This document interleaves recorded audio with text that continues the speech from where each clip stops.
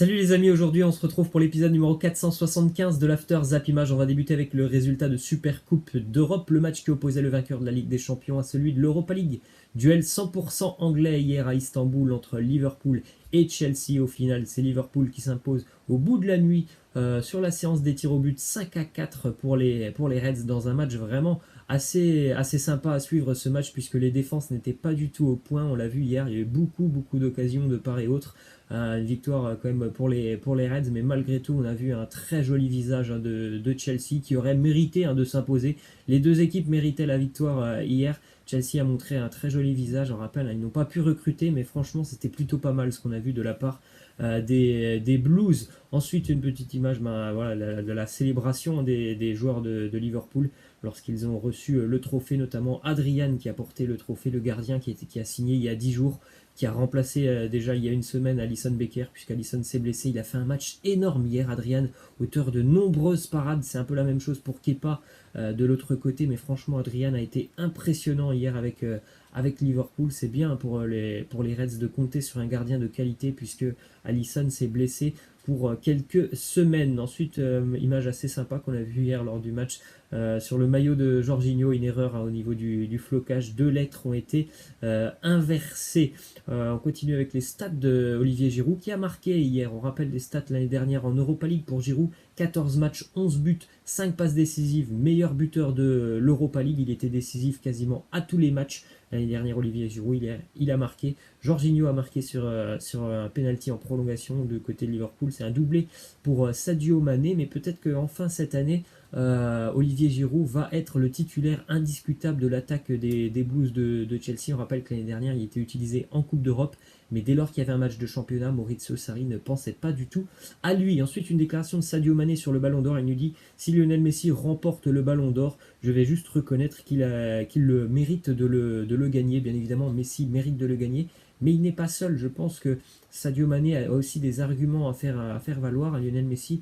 Et au final, il a remporté la Liga. Il termine bien évidemment le meilleur buteur en Europe. Mais voilà, Sadio Mané aussi a fait de très belles choses. Et par rapport aux critères du Ballon d'Or, eh ben, il y a des petits points noirs quand même pour Lionel Messi, notamment vis-à-vis du fair play par rapport à ce qui s'est passé avec l'Argentine. Ensuite, double déclaration de Thierry Laurey, l'entraîneur strasbourgeois, qui nous dit: on n'a jamais dit que l'on était qualifié et que l'on avait terminé le travail. Gagner 1-0 à l'extérieur ne veut rien dire. Rien n'est fait. Match retour pour le Racing ce soir face au Lokomotiv Plovdiv.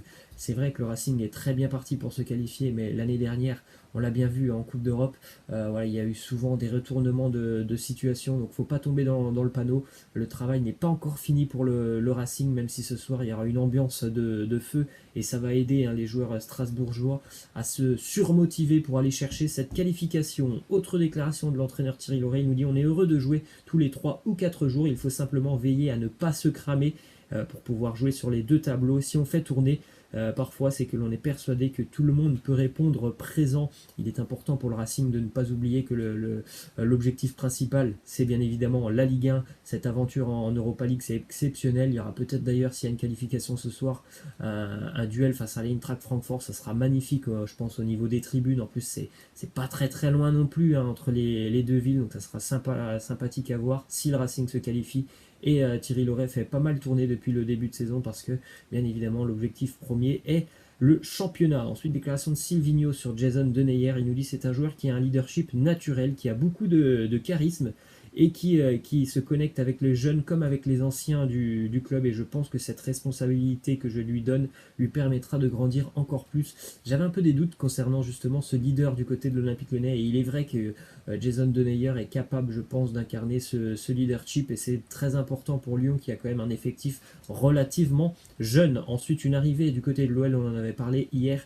Jeff Renedalid s'engage avec l'Olympique Lyonnais. Indemnité de transfert 25 millions plus 5 millions de bonus. Plutôt un joli coup quand même pour le SCO Angers, avec aussi, on rappelle, sur la vente de Nicolas Pepe, ils ont aussi reçu un petit peu d'argent. Le SCO, donc c'est plutôt un mercato assez intéressant pour eux, même si c'est des joueurs comme Renedalid qui part, c'est un joueur important. Niveau financier, c'est assez intéressant ce qui se passe du côté d'Angers, donc ils vont même avoir encore 2-3 semaines pour pouvoir se renforcer encore un petit peu. Ensuite, un départ en prêt du côté de Lyon, Pape Cheikh Diop, qui repart du côté du Celta Vigo en Espagne, hein, comme lors des 2 saisons précédentes, avec une option d'achat à 9 millions d'euros. Silvinho a dit que c'était un joueur de qualité, mais qu'il n'était pas, il ne pouvait pas en tout cas lui offrir beaucoup de temps de jeu, et Diop demande beaucoup de temps de jeu, donc il est de retour en Liga. Ensuite, on jette un petit coup d'œil au mercato lyonnais dans le sens des arrivées. René Delaïd, Joachim Andersen, Thiago Mendes, Youssouf Koné, Jean Lucas ou encore le gardien Cyprien Tatarusanu. C'est plutôt de très beaux renforts, hein, pour l'Olympique lyonnais, qui cette année, bien évidemment, vont encore viser, pourquoi pas, d'aller chercher la 2e place, hein, parce que bien évidemment je pense que le Paris Saint-Germain est encore au-dessus de l'OL. Ensuite, une info qui concerne le dossier Neymar. Le PSG a chiffré Neymar à 220 millions d'euros. Barcelone considère l'arrivée du Brésilien comme irréalisable à ce prix-là. C'est pour ça que le Barça essaye d'inclure un ou deux joueurs dans le deal pour faire baisser le prix aux alentours des 100 millions d'euros. Mais les Catalans ne vont pas se presser, ils vont attendre que les jours passent pour pouvoir se rapprocher de la fin du mercato.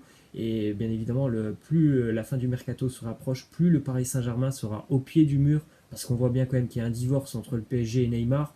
On pense bien qu'il y a très peu de chances qu'il continue avec Paris. Maintenant, le mercato termine début septembre, donc le Barça va encore laisser passer les jours. Bien évidemment, le Real est aussi présent dans ce dossier, mais il semblerait que le Barça soit prêt à prendre ce risque de laisser passer les jours, quitte à ce que le Real aussi accélère dans le dossier. Ensuite, une info de Mario Balotelli qui est sur le point de s'engager en Italie, à Brescia, sa ville natale. L'accord devrait porter sur un contrat de 3 ans, même si le club brésilien de Flamengo est revenu à la charge dans les dernières heures.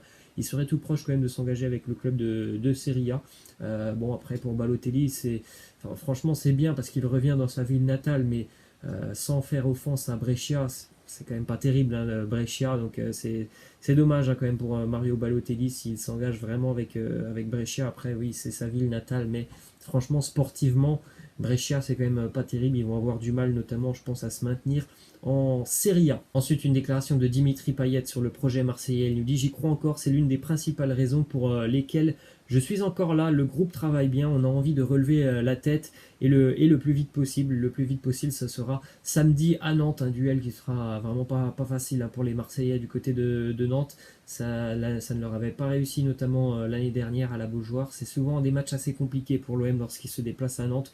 Malgré tout, il faudra quand même une réaction, hein, de la part des Marseillais qui ont déjà été battus lors de la première journée au Vélodrome. Ensuite, une déclaration d'André Villas-Boas sur Florian Thauvin. Il nous dit: je pense qu'il sera encore Marseillais au mois de septembre, car peu de clubs sont capables de payer la somme pour un joueur de cette dimension. Je ne pense pas que Valence dépensera 50 millions d'euros pour Florian Thauvin. Faut espérer qu'un Thauvin sera encore Marseillais au mois de septembre, sinon ce serait un gros coup dur pour l'Olympique de Marseille. Et contrairement à lui, je pense que certains clubs serait prêt, hein, dans les derniers jours du mercato, à mettre 50 millions d'euros sur Florian Thauvin. Il n'y a pas qu'en Liga. Ensuite, déclaration de Villas-Boas, c'est une nouvelle sur le prêt de Juan Miranda, le jeune espoir du Barça. Il nous dit: il y a une possibilité, de toute façon, le marché des prêts est le seul qui nous est accessible. La déclaration est très claire, visiblement l'Olympique de Marseille ne peut pas recruter. Il n'y a pas d'argent, tout simplement, pour pouvoir recruter. Et André Villas-Boas, il a l'air quand même assez surpris. Je ne sais pas s'il s'attendait à ça avant de signer du côté de Marseille. L'OM qui ne peut pour le moment pas beaucoup recruter. Et même lui, il le dit, il n'y a qu'un marché qui est accessible à l'OM, c'est le marché des prêts. C'est quand même assez incroyable comme déclaration. Une arrivée du côté de Montpellier, le gardien Geronimo Rulli, qui est prêté du côté du Montpellier Hérault. C'est un gardien qui évoluait depuis 5 ans en Liga du côté de la Real Sociedad, un gardien assez expérimenté, et c'est ce qu'il faut à Montpellier après le départ de Benjamin Lecomte. Du côté de l'AS Roma, prolongation de contrat pour le jeune Nicolo Zaniolo qui prolonge jusqu'en 2024, une saison assez prometteuse, hein, pour Zaniolo. L'année dernière avec la Roma, il a marqué quelques buts, et on a vu que c'était un joueur qui était vraiment assez doué. Ensuite, une info qui concerne Diego Costa. Pour éviter la prison, Diego Costa va payer 1,7 million d'euros au fisc espagnol qui avait ouvert un dossier contre lui pour fraude fiscale. Donc oui, je pense que si c'est pour éviter la prison, il faut mieux payer cette cette somme. Ensuite, du côté du Benfica Lisbonne, prolongation de contrat pour Adel Tarabt, le Marocain, qui s'engage donc avec le Benfica jusqu'en 2022. Ensuite, on va terminer cet After Zap Image avec le petit message sympathique et assez humoristique du club roumain de Cluj qui a éliminé le Celtic en milieu de semaine en Ligue des Champions. Voilà, ils ont fait un petit peu de bazar, on va dire, dans le vestiaire du Celtic après la qualification. Ils ont dit au Celtic, si vous nous envoyez la facture pour le vestiaire, on vous payera bien évidemment avec l'argent qu'on va recevoir du fait de notre qualification en Ligue des Champions. Voilà, moi je vous laisse et je vous dis à cet après-midi. Pour ceux que ça intéresse, il y aura une vidéo spéciale sur le Real Madrid. Allez, ciao les amis!